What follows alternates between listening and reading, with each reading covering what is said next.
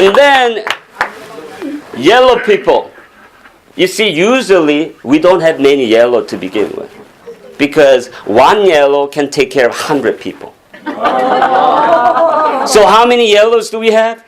3 yellows. 3 yellows. You see, it's enough to have 3. Because if you have more than 5, it gets too crazy. Yellow are amazing people.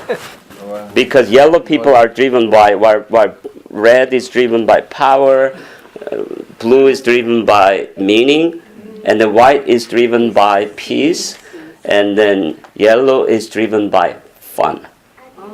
Fun. They don't do payments because it's not fun.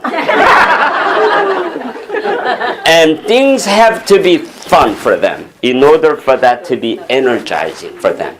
Life is not about functionality. Whereas red people, as long as we produce something, not having fun is okay.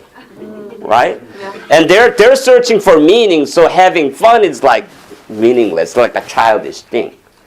But yellow people have a tremendous energy for fun. I have a guy who's a dentist. And he did the testing. And then he found out that he is totally yellow. And now he was given an entitlement to have fun now. Because he used to feel guilty having too much fun. Somehow he thought that being a Christian, you shouldn't have too much fun. And so he came and took the test. It's like, wow, now I have a license to have fun, Pastor. And he said, I'm going to have fun, okay? And guess what he did? He sold his dental practices. He had 2 of them. He sold 2 of them, and he made enough money. And for the next year and a half, oh boy, he was having fun. He was going basically all over the world and going around and have fun. And then he came back and said, Doctor, I had enough fun now. I can get back to work. You know? Yellow people are driven by fun, and then, because they're very creative people, they're very charismatic people. Oh, yeah. And even if they lie to you, you end up believing in them because they're so charismatic. And you cannot hate them too long, because once you have lunch with them, you're bought into them again. They're so charming. You know what I mean? And Mr. Reagan was yellow. Yeah, that's why he makes, his enemies into his friends. They just need to have lunch with him. He just need to invite them for lunch. And by the way, if you are blue and your life is blue, the everything's coming down and you get depressed and all that. And by the way, blue people have the greatest tendency to be depressed. Not because they are weak, but because out of all these people, they are the most genuine people. Yeah, I'll be surprised if they don't show up in heaven. They are the most genuine people, right? And if you feel like life is not getting anywhere, if you feel like life is meaningless, and then you get serious with life, the kinds of friends that you need are yellow people. If you invite them for dinner, they're going to come. They're going to come. If you give them free lunch, they come.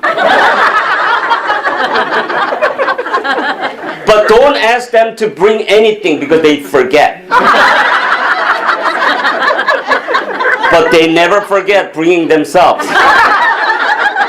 Because they know that they're commissioned by God to provide fun in this really funless world, And 3 people can take care of hundreds of them, And then they have tremendous energy, like I said. And yet, the real challenge for yellow people is that, we're going to get into our challenges. Yellow people, while they're driven, while they have tremendous energy, while they're charismatic, while they're very persuasive, sometimes yellow people you see, if you have a sense of direction and purpose, and if you have a sense of like discipline in your life, together with charisma, together with energy, they will make the most powerful leader in the whole world. They will. But the problem is that while they possess all of these wonderful traits, they may not have the kind of discipline that red person has. They may not have the kind of control that white person has. They may not have the kind of meaning that blue person sees in life. And if they have that, they will do great. I have a yellow person in our family. When you talk to yellow people, you need to make it fun. You can't be too serious with yellow people. Even the Holy Spirit needs to make it fun with these people, because otherwise they close their heart. And with white person, I think Holy Spirit comes sit nearby you. It's waiting on you. Holy Spirit for the red person, just like Jesus meeting Saul on the Damascus road, like face him like with a searchlight, boom. And with yellow person, blue people, Jesus has to be their friends and earn their trust and all that. But with yellow person, he makes it really fun. Who is yellow in the Bible? Peter in the Bible. Yeah. Yellow people talk a lot. And sometimes they don't know what they're talking about. Sometimes they don't make sense. But you like being around them. Because they're goofy and they're fun and they make life easier and they lighten things. So if you have a white person, the yellow person in your life, making sure that you don't come across too serious, and you make it fun. I have a yellow guy, one of our nephew. I call him up and said, "Hey," I don't say, "How are you?" It's too boring. He ready to hang up. And I said, "Hey," his name is Tony. "How's your girlfriend doing?" And he doesn't have a girlfriend. But he's so fun-oriented, and the way he responds is like this: "Which one are you talking about?" You see? Yellows are fun. And do you know that a lot of your children who grew up in the U.S. are so fun-oriented? Even the kids in Korea, everywhere nowadays, young generation are so into fun. So that's why sometimes parent-child relationship doesn't work.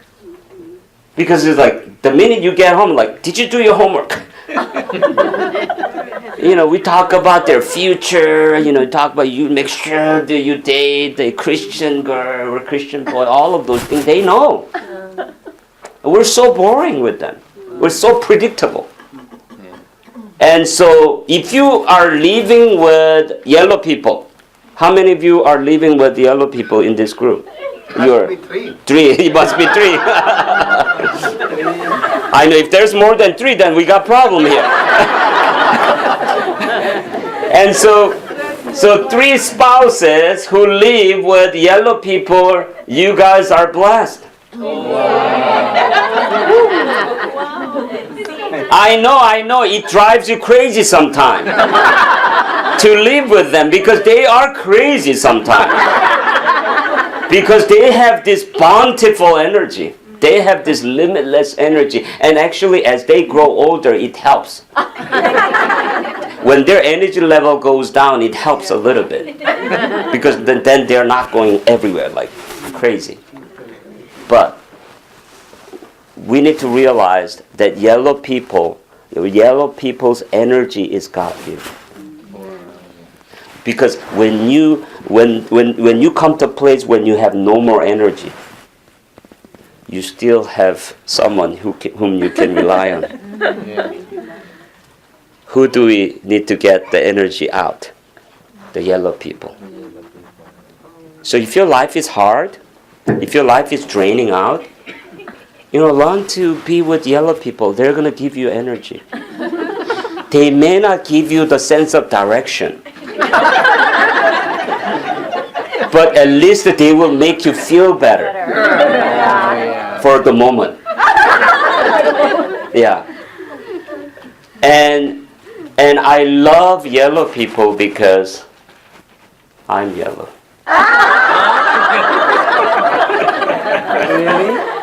That's why I do what I do. I came here, I got up 5 o'clock, came here, and I'm thinking like, I'm going to spend all day here with you guys. My wife is blue. She's like, you're going too busy. And then even yesterday, I have 2 churches that I passed. 9 o'clock, I go to another church, preach 1 hour. On the way to another church, I have to just eat a banana or a shake. Yeah. And then I go to the another church, I'm already pumped up again. Preach another sermon. After lunch, while lunch, I meet somebody. After lunch, I have counseling. After that, I visit somebody. Come home. I used to do that all the time.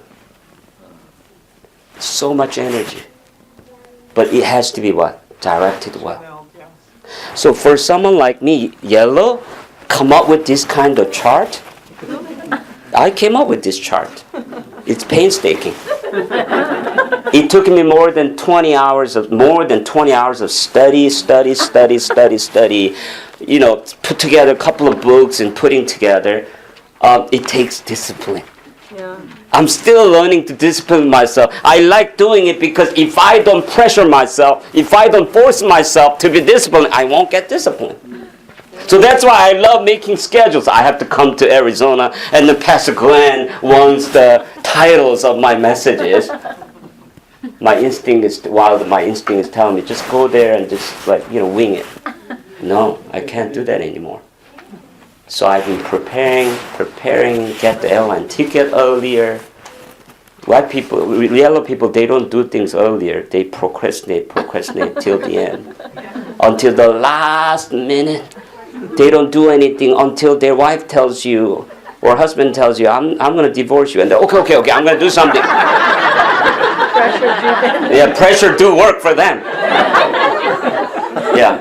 But then if you pressure them too much, then it's going to drive them away, right? And coming back to, all of you, we're going to talk about our challenges that we face. And then we're going to talk about color blending, which is going to be very interesting, okay?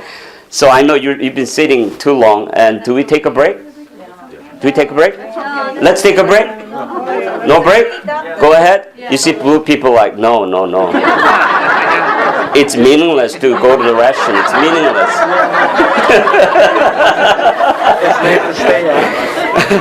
Okay, so what do we do? Do we take 5-minute break? Can we really take 5 minutes? Let's take 5-minute break because I think, it will help the blue person to deal with the challenges that we're going to talk about.